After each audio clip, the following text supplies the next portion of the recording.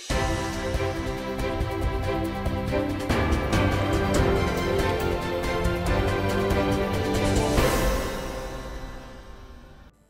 शादी एक ऐसा बंधन होता है जो हर इंसान की लाइफ में बेहद ही जरूरी होता है।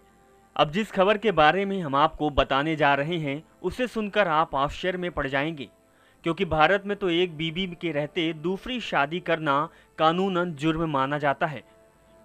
क्योंकि इंडिया में दो शादी वैध नहीं है जब तक कि पहली बीवी को तलाक नहीं दे दिया जाता, और यदि ऐसा नहीं करते तो आपको जेल की भी हवा खानी पड़ सकती है। अगर हम आपसे ऐसा कहें कि एक साथ दो बीवी नहीं रखी तो आपको जेल हो सकती है, तो आप हैरान जरूर हो जाएंगे, लेकिन ये कोई पहेली नहीं है।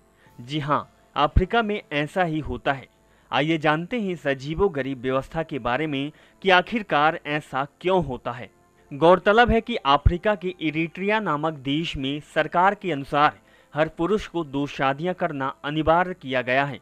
अगर उस पुरुष की पहली पत्नी ने इस बात पर आपत्ति जताई तो ऐसे में उन दोनों को जेल में कैद कर दिया जाता है।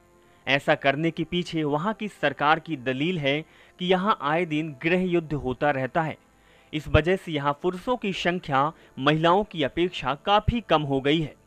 ऐसे में देश की महिलाओं के लिए कड़े नियम कायदों के चलते अकेले रहना या फिर बिना शादी के रहना बहुत ही मुश्किल होता है।